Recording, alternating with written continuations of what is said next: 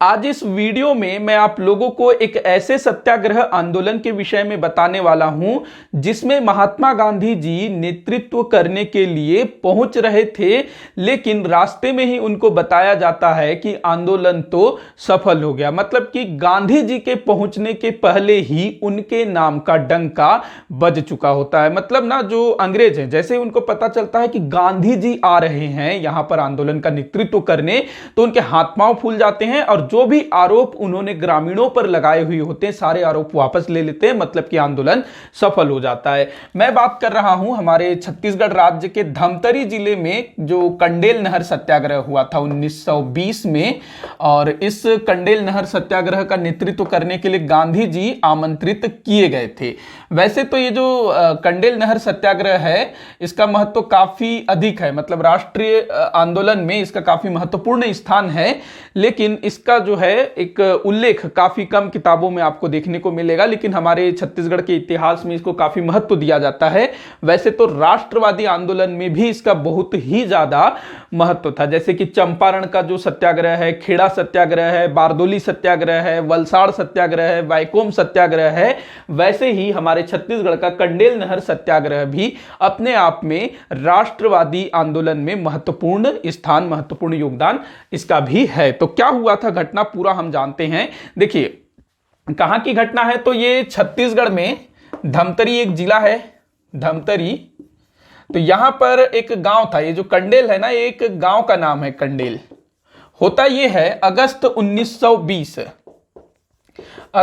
1920 में जो ब्रिटिश सरकार है वो बांध वगैरह बनवा रही थी इस समय काफी स्थानों में। लॉर्ड कर्जन जिस समय भारत का वायसराय था, तो उसने एक कृषि आयोग गठित किया था, और कृषि आयोग ने क्या सुझाव दिया था कि भाई कृषि के विकास के लिए सिंचाई जैसी सुविधाओं को विकसित करना चाहिए। तो उसके बाद जो है देश में काफी सारे बांध वगैरह, नहर वगैरह बनाए गए। तो इस क्षेत्र में भी, धमतरी क्षेत्र में भी नहर, बांध, इन सब चीजों का निर्माण शुरू हो जाता है। तो बांध वगैरह बनते हैं इस क्षेत्र में। अब क्या होता है, अगस्त 1920 बांध सब बन के तैयार हो गया था, तो अंग्रेजों ने खर्चा कर लिया काफी। अब वो चाह रहे थे कि जो किसान हैं वो नहरों से, बांध से पानी यूज करें और हमको टैक्स दे, क्योंकि उनको पैसे से मतलब था। तो उन्होंने खर्चा किया है तो उसका वसूली भी करेंगे। तो ये जो है इस कंडेल गांव के जो ग्रामीण हैं उनसे बोलते हैं कि भाई हमने जो है आपकी सुविधा के लिए बांध बना दिया, नहर बना दिया, अब आप जो है बिल्कुल निश्चिंत होकर के यहाँ के पानी को यूज करो और अच्छे फसल का उत्पादन करो। बस आपको इसके लिए जो है कर देना होगा, 10 वर्षीय आपको अनुबंध करना होगा नहर से पानी उपयोग करने के लिए। 10 वर्षीय अनुबंध मतलब कि आपको जो है 10 वर्ष का टैक्स एक साथ पटा दो और 10 साल तक निश्चिंत होकर के पानी यूज करो। तो भाई 10 साल के लिए कर देना है, मतलब कोई छोटी मोटी रकम तो नहीं होगी, बड़ी रकम होगी। और किसानों को उस समय पानी की उतनी आवश्यकता भी नहीं थी। मतलब हो सकता है एक साल जरूरत पड़े, अगले साल जरूरत ना पड़े, तो जो पैसा दिया है वो बेकार चला जाएगा, इस टाइप से। तो ये वार्षिक होना था या फिर कुछ अलग तरीके से होना था। लेकिन पानी आज हमसे लिया जाता है क्या, बांध वगैरह जो बनता है उसका कोई कर लेते हैं, नहीं लेते हैं ना। तो कायदे से भाई यहां पर इस तरह का कोई नहर कर लेने का औचित्य ही नहीं बनता था। तो यहां पर जो है बोला जाता है पानी यूज करना है तो 10 साल के लिए अनुबंध करना होगा। ग्रामीण मना कर देते, नहीं भैया हमको अभी फिलहाल जरूरत नहीं है। लेकिन अंग्रेजों को तो उनको मतलब था कि जो खर्चा हुआ है उस पैसा निकले कैसे भी करके। तो अंग्रेज क्या करते हैं, यहाँ का जो स्थानीय सरकार होता है, स्थानीय ब्रिटिश सरकार धमतरी का, तो वो क्या करते हैं, रात के समय चुपके से कंडेल गांव के जो किसान है ना उनके खेतों में नहर का पानी छोड़ दिया जाता है। अब जैसे ही सुबह होती है तो किसान देखते हैं भाई ये क्या होगा। अब अंग्रेज भी पहुंच जाते हैं पुलिस वगैरह लेकर के, हम लोग तुम्हारे पास आए थे कि नहर का पानी लेना है तो 10 साल के लिए अनुबंध करो, तुम लोगों ने मना कर दिया और हमारी बिना अनुमति से तुम लोग जो है नहर का पानी यूज कर रहे हो, मतलब तुम जो है पानी चोरी कर रहे हो। ये आरोप जो है पुलिस वाले, अंग्रेज वाले कंडेल गांव के किसानों पर लगा देते हैं। मतलब ये तो भाई बिल्कुल जबरदस्ती वाला मामला हो गया ना। अब यहां पर अंग्रेज सरकार क्या बोलती है कि भाई तुमको जुर्माना देना होगा। क्या देना होगा, जुर्माना। 4033 रुपए जुर्माना ठोक दिया जाता है। कितना, 4033 रुपए यहां जुर्माना लगा दिया जाता है। ये पैसा दो, नहीं तो जेल जाने के लिए तैयार हो जाओ। अब वहां क्या होता है, इन किसानों के जो गाय बैल हल होते हैं वो सबको जो है ये अपने साथ लेके जाते हैं। देखो किसानों की जो पूंजी होती है, एक तो भैया उसका खेत होता है, उसकी सबसे बड़ी पूंजी, उसके बाद जो गाय बैल होते हैं जिससे वो हल जोतेगा वो उसकी पूंजी होती है। तो गाय बैल उठा करके ले जाते हैं, उसके बाद धमकी देते हैं अगर ये पैसा तुम नहीं पटाते हो तो तुम्हारा जो जमीन जायदाद है, घर वगैरह है, सबको नीलाम कर देंगे, जब्त कर लेंगे, इस टाइप की धमकी दी जाती है। अब किसान बड़े परेशान हो जाते हैं कि भैया क्या करें। तो यहां पर कंडेल गांव के जो मालगुजार होते हैं जिनका नाम था बाबू छोटेलाल श्रीवास्तव, वो कंडेल के मालगुजार थे, वहां के गौटिया थे। तो वो जो है थोड़े पढ़े लिखे आदमी थे और गांधी जी के विचारों से बहुत ज्यादा प्रभावित थे। तो वो जो है गांव वालों को एकजुट करते हैं कि हमको जो है इस चीज का, ये जो जबरदस्ती हमारे ऊपर आरोप लगाया गया है, पानी चोरी का आरोप लगाया गया है, तो हमको लड़ना चाहिए, हमको लड़ना चाहिए, गांधी जी के तरीके से लड़ना चाहिए। ये हमको करवर नहीं पटाना है, हमको बिल्कुल हिंसात्मक तरीके से लड़ना चाहिए। अब यहां पर जो है छत्तीसगढ़ के एक प्रसिद्ध नेता पंडित सुंदरलाल शर्मा, वो भी जो है यहां पर इनका सहयोग करते हैं, इनका समर्थन करते हैं और यहां के लोगों को, किसानों को गांधी जी के सिद्धांत, गांधी जी की विचारधारा, गांधी जी का जो तरीका है उसको समझाते हैं कि हमको जो है जो भी करना है शांतिपूर्ण करना है, अहिंसा के तरीके से करना है। थोड़ा सा समय लगेगा, थोड़ा सा कष्ट होगा, लेकिन सफलता जरूर मिलेगी गांधी जी के हिसाब से। आप लोग चलने को तैयार हो तो मैं आपका साथ दूंगा। तो ये जो है पंडित सुंदरलाल शर्मा जी भी यहां पर जुड़ जाते हैं। अब क्या होता है कि जो आंदोलन है वो ठीक ठाक शुरू हो जाता है। जो ग्रामीण है वो बिल्कुल अहिंसात्मक तरीके से विरोध करना शुरू कर देते हैं। अब जो पंडित सुंदरलाल शर्मा जी हैं वो जो है उनको लगता है कि भाई हमको जो है गांधी जी को यहां बुलाना होगा, क्योंकि आंदोलन थोड़ा सा लंबा हो जाता है, क्योंकि ये अगस्त में ये मामला शुरू हुआ था, दिसंबर आ जाता है तो थोड़ा सा मामला थोड़ा सा लंबा खींच रहा था।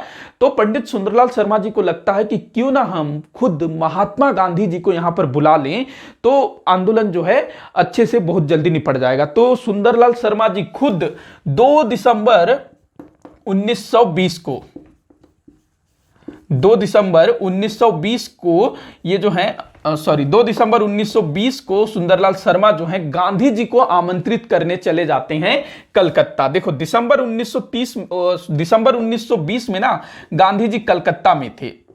सितंबर 1920 में कांग्रेस का विशेष अधिवेशन आयोजित हुआ था कलकत्ता में लाला लाजपत राय जी के अध्यक्षता में, जहां पर महात्मा गांधी जी ने असहयोग आंदोलन का प्रस्ताव रखा था। तो उसके बाद से ही महात्मा गांधी जी जो हैं कलकत्ता में ही थे। तो पंडित सुंदरलाल शर्मा जी पहुंच जाते हैं 2 दिसंबर 1920 को कलकत्ता में और महात्मा गांधी जी को कंडेल गांव के विषय में सब कुछ बताते हैं कि किस तरह से यहां पर जो किसान है, ग्रामीण है, वो नहर सत्याग्रह कर रहे हैं। जो अंग्रेज हैं जबरदस्ती उनके ऊपर जो है जुर्माना ठोक दिए हैं, उनके मवेशी उठा करके ले गए, उनके ऊपर अत्याचार कर रहे हैं। इस तरह से सारा ब्यौरा जो है महात्मा गांधी जी को देते हैं और महात्मा गांधी जी इससे काफी प्रभावित होते हैं, क्योंकि सुंदरलाल शर्मा जी ना यहाँ के जो किसान हैं, जो ग्रामीण हैं, वो लोग किस तरह से अहिंसात्मक तरीके से इस आंदोलन में जुटे हुए हैं, ये सारा कुछ बताते हैं। तो गांधी जी बड़े प्रभावित होते हैं। वो बोलते हैं ठीक है, मैं तुम्हारे साथ चलने के लिए तैयार हूं, चलो चलते हैं। तो अब जो है महात्मा गांधी जी तैयार हो जाते हैं और 20 दिसंबर 1920 को ये जो है रायपुर पहुंचते हैं। कहां? रायपुर, जो कि अभी छत्तीसगढ़ की राजधानी है ना, रायपुर। उस समय ये जो छत्तीसगढ़, धमतरी, रायपुर सब जो है मध्य प्रांत एवं बरार के अंतर्गत आता था। तो 20 दिसंबर 1920 को महात्मा गांधी जी मौलाना शौकत अली के साथ रायपुर पहुंचते हैं। जैसे ही वो रायपुर के रेलवे स्टेशन पर पहुंचते हैं वैसे ही गांधी जी को सूचना दी जाती है कि ये जो कंडेल नहर सत्याग्रह है ये तो पूरी तरह से सफल हो चुका है, अंग्रेजों ने सारे आरोप वापस ले लिए हैं। जब ये चीज गांधी जी सुनते हैं तो बड़े खुश हो जाते हैं। मतलब कि देखो, जो अंग्रेज हैं उन्होंने गांधी जी के आगमन की सूचना पाकर के ही उनके हाथ पांव फूल गए। जो 2 दिसंबर 1920 को पंडित सुंदरलाल शर्मा जी कलकत्ता गए, तो ये बात तो भाई किसी से छिपी नहीं रही होगी। तो अंग्रेजों को भी पता चला होगा कि सुंदरलाल जी जो हैं वो कलकत्ता गए हैं गांधी जी को बुलाने। अब जैसे ही गांधी जी तैयार हो गए होंगे होंगे तो उधर से तार वार भेज दिया गया होगा, टेलीग्राम कर दिया गया होगा कि आ रहे हैं गांधी जी। तो जैसे ये बात अंग्रेजों को पता चली तो जो उच्च अधिकारी होते हैं ना, वो धमतरी के जो वहां के जो स्थानीय अधिकारी होते हैं उनको लताड़ लगाना शुरू कर देते हैं कि भाई तुम लोग यहाँ क्या रायता फैला के बैठ गए हो, देखो गांधी आ रहा है, फिर यहाँ पर चंपारण कर देगा, खेड़ा कर देगा, अहमदाबाद कर देगा, तुम लोग फिर से एक चंपारण खड़ा करोगे क्या? जो भी रायता फैला हुआ है फटाफट समेटो, साफ करो, नहीं चाहिए हमको एक्स्ट्रा पैसा वैसा। तो यहां पर जो भी आरोप लगाए गए थे अंग्रेजों के द्वारा, ये जो 4033 रुपए जुर्माना ठोका गया था, ग्रामीणों पर पानी चोरी का आरोप लगाया गया था, उनके मवेशी उठा करके ले गए थे तो मवेशी वगैरह सब वापस ले लिया जाता है, चोरी का जो आरोप है वो भी वापस ले लिया जाता है। मतलब कि जितने भी आरोप ग्रामीणों के ऊपर लगाए गए थे सारे आरोप वापस ले लिए जाते हैं, और जो मवेशी वगैरह लेके गए थे वो ग्रामीणों को वापस दे दिए जाते हैं। मतलब कि यहां पर गांधी जी आ रहे हैं, बस इसी बात से अंग्रेजों के हाथ पांव फूल गए, वो लोग डर गए कि भाई ये आकर के फिर से एक बड़ा आंदोलन शुरू कर देगा जो हम जो है बिल्कुल नहीं चाहते हैं।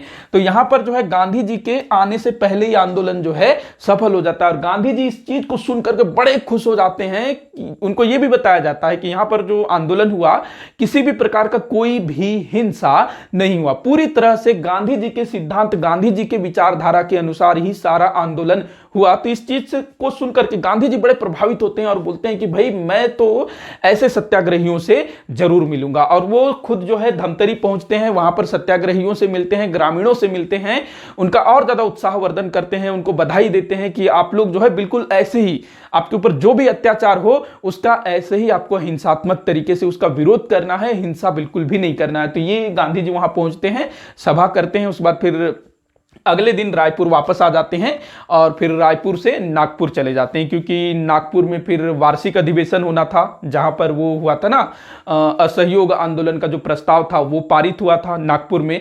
तो फिर ये नागपुर चले जाते हैं। तो ये था हमारे छत्तीसगढ़ का कंडेल नहर सत्याग्रह, जो कि राष्ट्रीय इतिहास में इसको जो है उतना स्थान नहीं मिलता है, लेकिन देखा जाए तो इसका महत्व चंपारण, खेड़ा या फिर बारदोली, वलसाड़, वाइकोम उससे कम नहीं है, क्योंकि यहां पर गांधी जी की जो विचारधारा थी उनके पहुंचने के पहले ही सफल हो चुकी थी। तो ये वीडियो आप लोगों को कैसा लगा कमेंट करके जरूर बताइएगा। वीडियो को जितना हो सके उतना आप शेयर करिएगा, वीडियो को लाइक जरूर करिएगा। वीडियो को आखिर तक देखने के लिए बहुत बहुत धन्यवाद।